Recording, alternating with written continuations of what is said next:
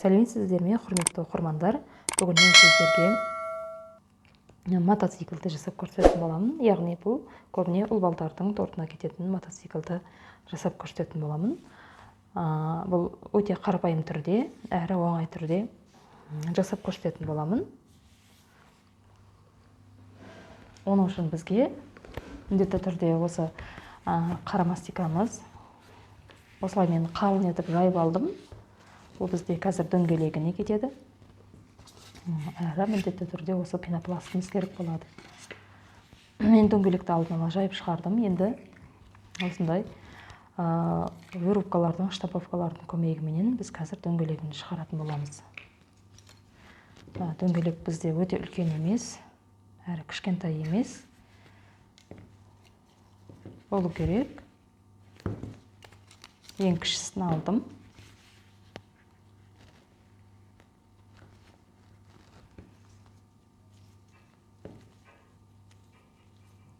Мотоцикл бұл бізде дәл өзіндей болып шықпаса да, мен сіздерге осыны оңай түрде жасап көрсететін боламын. Оңай түрде жасап көрсететін боламын.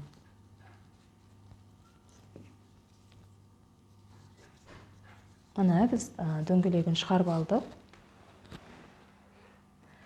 Енді біз бұны бір шетке алып қоямыз. Дөңгелекті әдемілеп тегістеп шығамыз.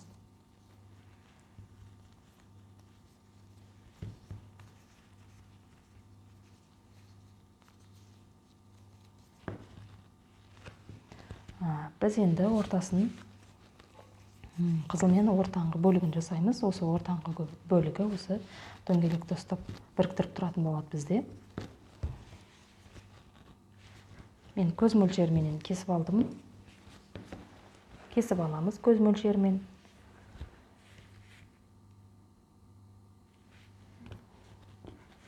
Бұл бізде қазір екі дөңгелекті біріктіріп тұрады. Үш бұрышты тәріз етіп, осылай кесіп аламыз.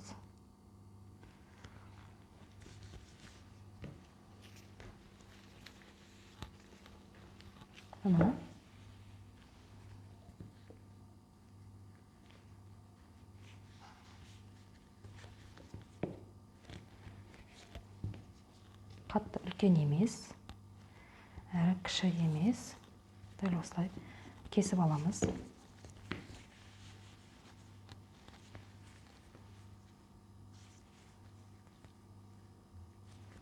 Все осылай тұру керек. Мотоциклымыз. Тағы кішкене кесіп алып тастаймыз. Өйткені қазір үстіңгі бөлігіне отырғыштарын жасайтын боламыз. Мұны шығарып алдық.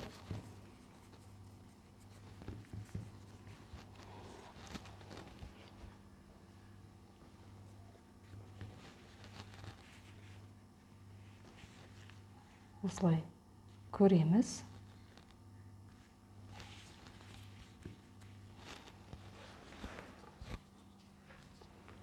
Дөңгелектерін сәл әдемілеп шығамыз.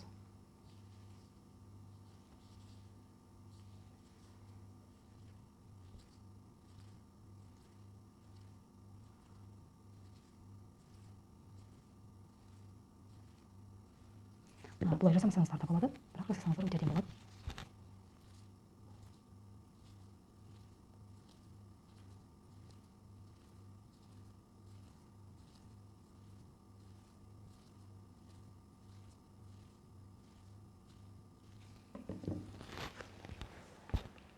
Мына. Енді бізге зубочисткамыз керек болады. Міндетті түрде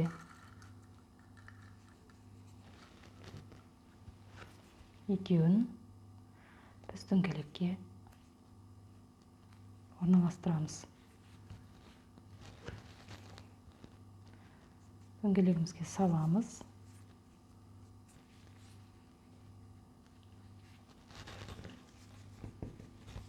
Енді үшеуін біріктіреміз.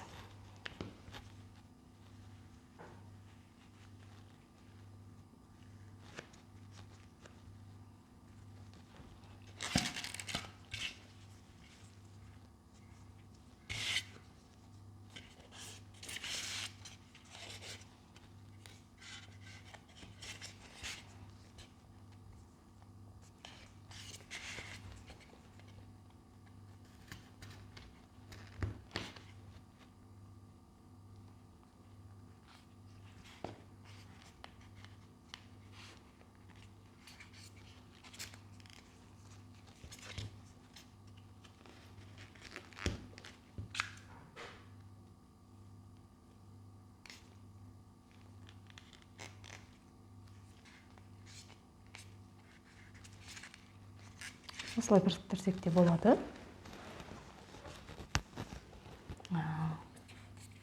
Соңынан осы қызыл мастикамызды орналастырамыз. Мына.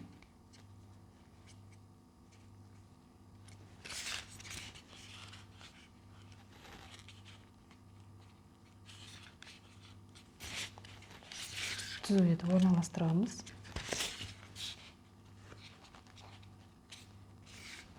Мына.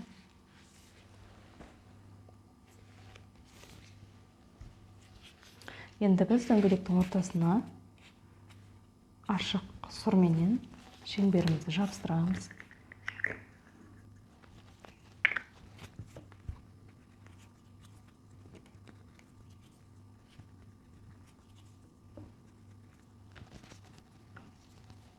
Осылай.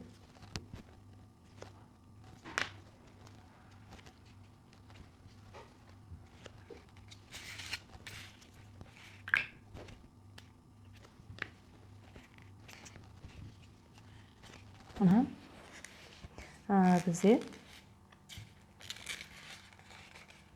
мотоциклдің төменгі жағы дайын болды. Енді біз бұған отырғыштарды жасасақ болады. Орындықтарын қызыл қарамен алсақ болады.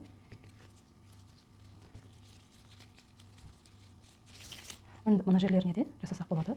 Оны мен қызылмен жасап шығарамын.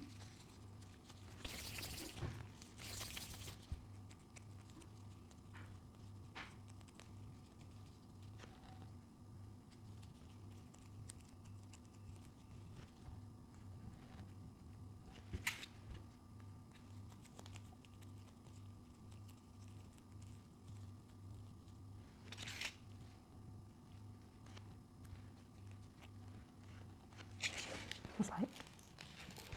Орындықты жасаймыз. Қарамен жасасақ болады.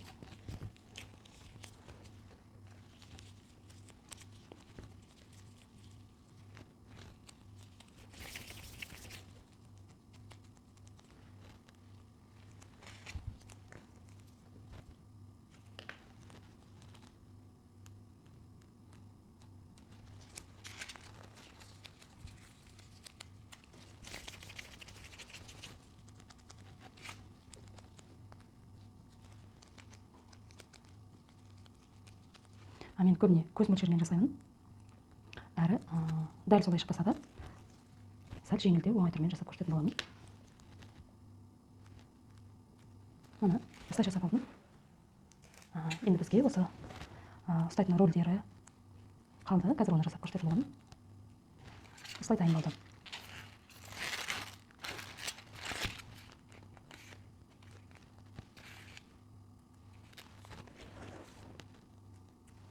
Бізге енді сұр түсіміз керек болады.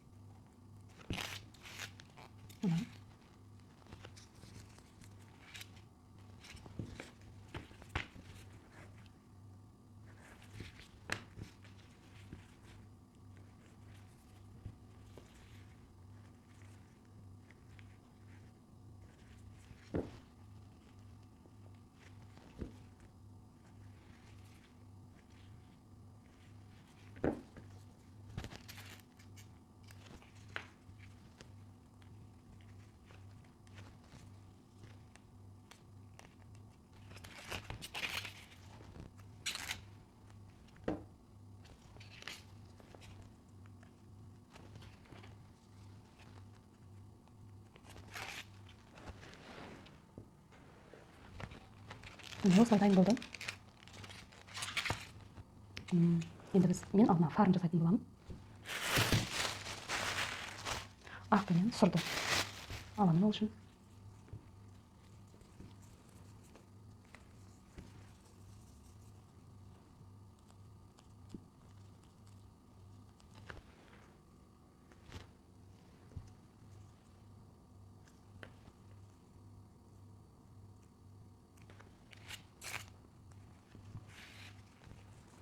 Осылай.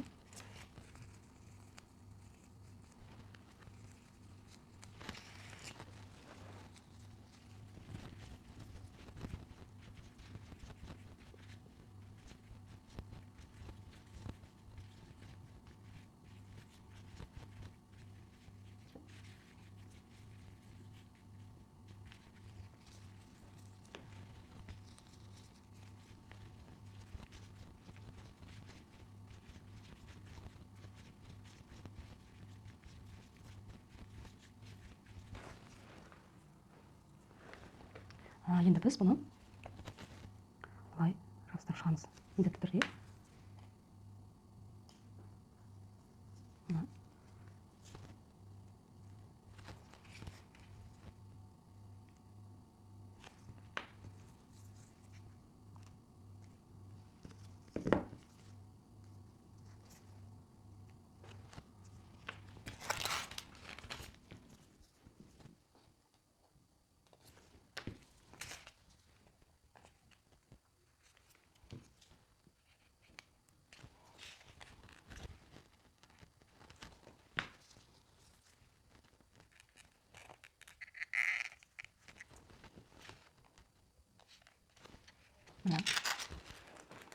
Айтарлықтай дайын болды.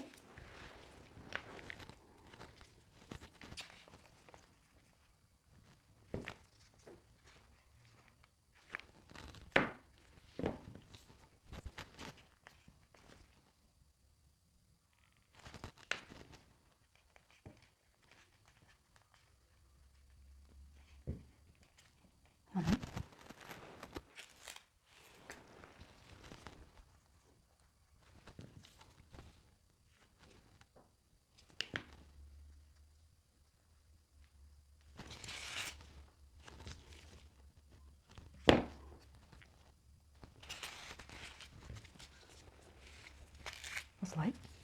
Енді кішкене ғана сұр түсімізді аламыз. Қара түсімізді.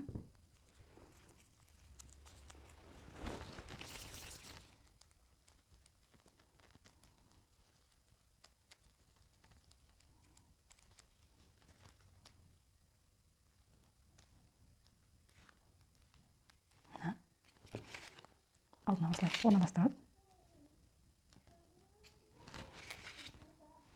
сұр түспенен зубочисткамызға сұр түсті ораймыз.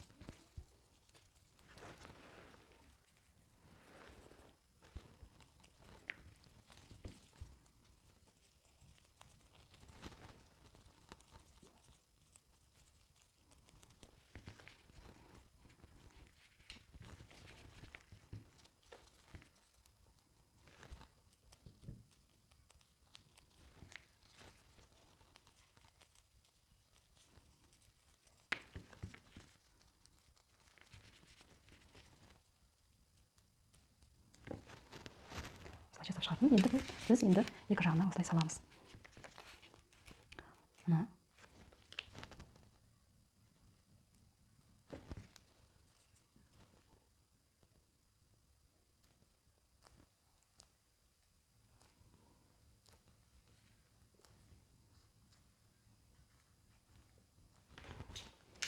Осылай сол кезде дайын болады. Енді біз мына сұр түстің бәрін сол серебристый кондуринменен бояп шықсақ өте әдемі көрінеді. Енді бояп шығамыз.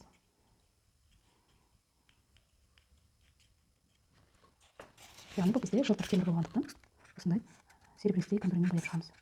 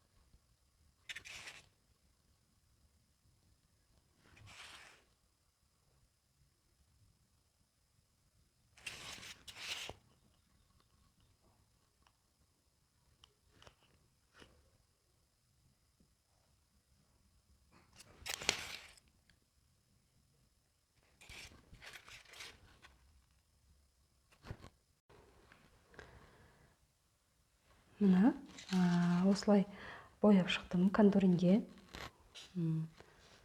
Сәл әдемірек болу үшін сөйтіп бояп шығамыз. Мен бүгінгі сіздерге жасаған мотоциклім ұнаған болса, маған міндетті түрде тіркеліп, лайк басып кетіңіздер.